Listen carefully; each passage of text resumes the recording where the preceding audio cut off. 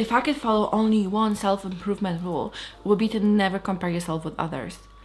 Comparison is a thief of joy is more relevant now than ever. It is very natural to feel envy and jealousy. Actually, they're two different things. So envy is a desire to possess a quality or thing that someone else has. And jealousy is when you feel threatened that something that you already have is gonna be taken away from you. So like, you know, you can be jealous over your boyfriend and you envy someone a new purse. And now with social media, it's easier than ever to compare yourself with others. That girl, clean girl, healthy girl, boss bitch, you name it. Those trends are cute and aesthetic, and they can lead to you feeling inadequate and sad and envious and ugly.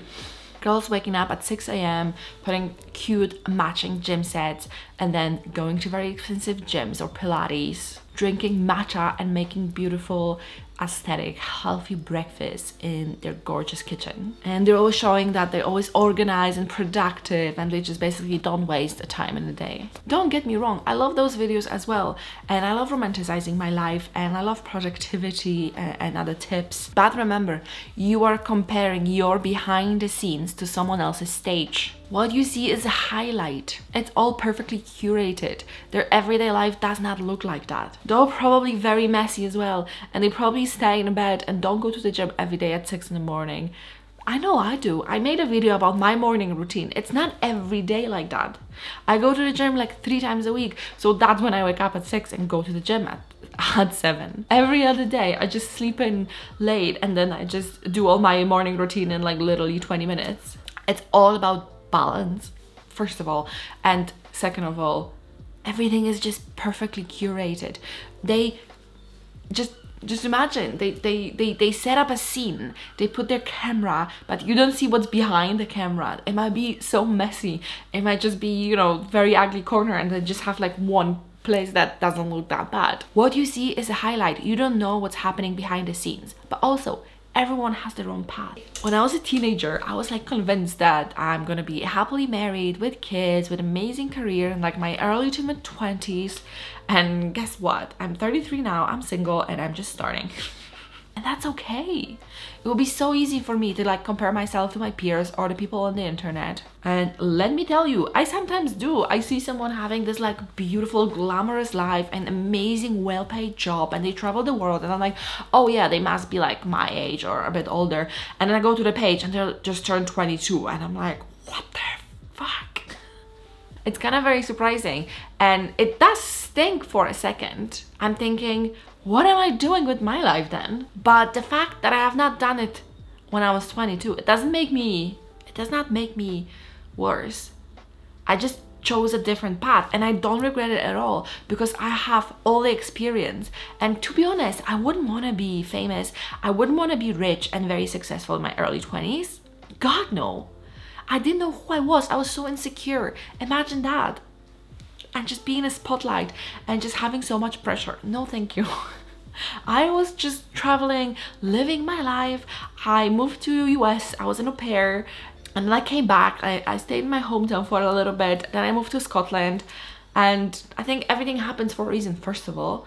And second of all, every experience teaches you things. And you don't know if you got all that money and all that fame and whatever you want when you were 22, that could have been very bad for your mental health, or you could have just, you know, screw it up and lose it all. It's so easy to compare your timeline with others, like thinking, oh my god, everyone is getting married. I had that one stage in my life when like all my like friends and people that I know, like I went to uni with, everyone got married, and guess what, half of them are divorced already. So at least I missed that stage of my life.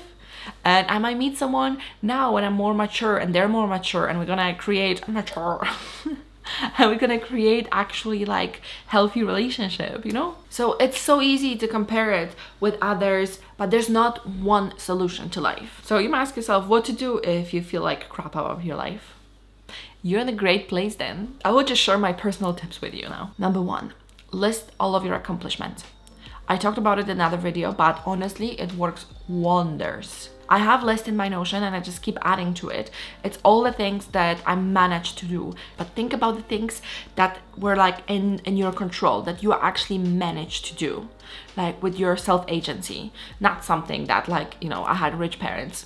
No, we're not talking about that.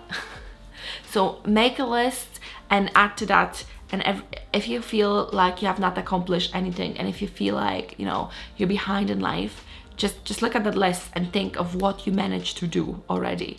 And trust me, there are gonna be a lot of things. Just have a moment and think about it, because we really don't focus on our wins. We usually tend to focus more about the things that we didn't do, the things that, you know, fail.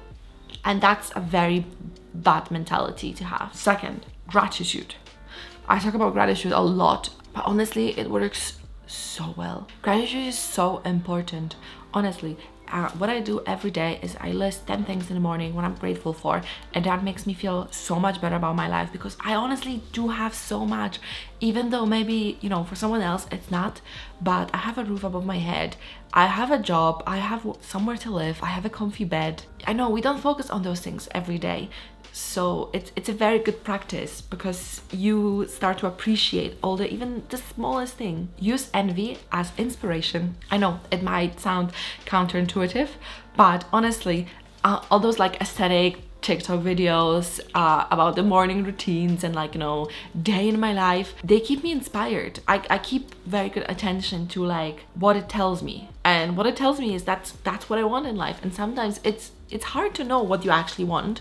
So those videos kind of made me realize what my life goal is, and I tend to do that. I tend to like save them and then look at them over and over again to realize, you know, what my goal is, and kind of like embody it and feel it and think about how it would be to have it. So then what I do once a year is I like throughout the year I save things on Pinterest that inspire me. And, you know, obviously there are things that I don't have that I'm envious of. So I save them, and then in end of December I make a vision board for a year. So yeah, on one hand they make me feel bad about not having it, but on the other hand is, you know, if someone else can have it, so can I. So it's possible. But my other point is to do a social media detox. I know there's some accounts that inspire you, but there's some that make you feel even worse about yourself, so be careful about that. What I did is I unfollowed the accounts that made me not feel so good, because, you know, you want to be inspired, but you want to feel like, oh, because they have it, I have it, but you don't want to feel like, you know, you're shit. Because I follow only the accounts who their message is like, you know, because I can have it, you can have it, and they teach you their ways, and they're very uplifting and all stuff like that. I don't follow the accounts of people just, you know, bragging about their lifestyle. It's not it for me. And, you know, luckily I'm in my 30s and I'm very, very self-aware, and I know already like what triggers me and stuff like that. And I cannot even imagine being a teen or like in my early 20s with now all the social media. We didn't have that when I was growing up, honestly. We're just vibing. It must be so hard now. Stop playing the victim card. I know, sounds harsh, but it's true. Feeling like a victim won't help you. And I used to be like that. I used to be like, oh my god, I will never find anyone. I will never find a good job. Oh, because this and that and things from my past, blah, blah, blah. Doesn't fucking matter. Like, honestly. Everyone has their own struggles. And I know people who overcame so much and they're so successful now. And I also know people who just like wallow in their self-pity, and it's not cute, and it's not gonna help them, and it's not gonna help me. Literally everyone has their struggles, even the privileged ones, and you don't know anyone else's story, and you think that you're the only one who like experienced this like bad life and pain and all of that. It's bullshit. And everyone is like privileged in their own way. I don't come from like a rich country. I'm from Eastern Europe. I'm from Poland. My parents were never rich. The first time I went abroad, was when I was an adult. I was 22 when I went on my first flight. And now I'm here and I'm very happy with my life. But I could have just been, you know, just staying in my room, feeling sad about myself and feeling sad that my life is not what it is. So you can either feel sorry for yourself or you can do something about it. But I know it's so easy to blame everyone else for your own mistakes and thinking, oh, I'm the only one who suffers. That's not true. I'm sorry, it's a bit of a tough love. But, you know, I feel like I had to say it because that's what I hate the most, when someone is like that. I know, because I am sometimes like that, but I have to like get myself out of that mentality, because, you know, like I said, you're comparing your life to someone else's highlights, and everyone is struggling. Another one, know that this isn't the end of the movie. Like, there's whole life ahead of you. You can still change your life, you can still change your circumstances, you can put the work in, and you can succeed. So it's not done, it's not over yet. So what if someone is ahead of you? You can be ahead of them in a year or 5 years. You don't know that. You can still succeed.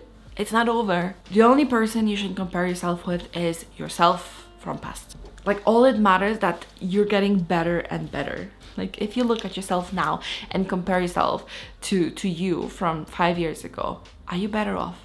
Are you smarter? Are you more experienced? Do you know how to make better decisions now? Just compete only with yourself, not with other people.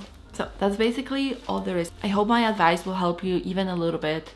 I know it's hard not to compare yourself with others, but either, you know, cut it at the root, get rid of the accounts on social media that make you feel like shit, or take it as inspiration and just think that you can do it. You can still have it all. Your life is not over yet. It can change. Like, last year, I was almost depressed. I was so anxious that I was signed off work.